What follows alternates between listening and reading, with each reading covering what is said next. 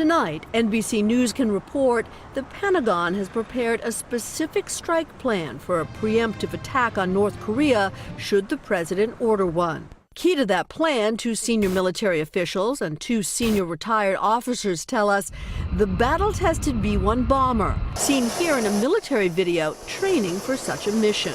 The B-1, recently updated, has been a workhorse in Afghanistan and Iraq.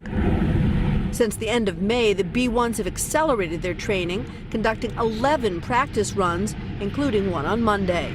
6 B-1s are positioned in Guam. They are not nuclear capable. Here's what they're training for. Pairs of B-1s, supported overhead by satellites and drones, surrounded by fighter jets, as well as refueling and electronic warfare planes, have flown round trips, refueling multiple times, to practice what a real operation against North Korean missile sites might look like. The highly sophisticated strike package is designed to be largely invisible to facilitate a sneak attack. The targets, multiple sources say, approximately 24 North Korean missile launch sites and support facilities, which intelligence officials tell NBC News they feel confident they have accurately identified.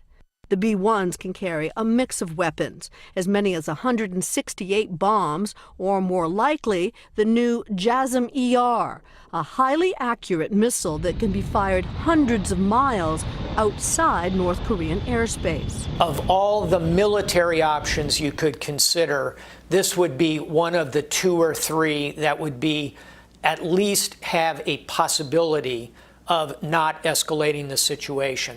A single long-range strike against the nuclear program, a cyber offensive would be the second. Those are the only 2 military options that ought to be in serious consideration. Nonetheless, Admiral Stavridis, who is the supreme allied commander of NATO, says he would counsel the president against the use of the U.S. military at this point. Kim Jong-un would be compelled to respond. He would lash out militarily at a minimum against South Korea and potentially at longer-range targets, perhaps including Guam.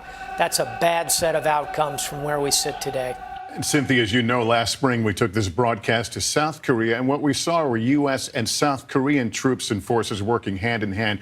Could the U.S. do this alone? Would it do this alone? Well, could, yes. Would is a different question. Lester, the South Koreans have been full partners in these practice runs. But while the U.S. would be obliged to give the South Koreans approval for many kinds of missions, in this particular case, since the planes would launch from Guam and the missiles could be fired from outside Korean airspace, the U.S. could act unilaterally. Whether they would is a different matter. All right, Cynthia McFadden, thank you.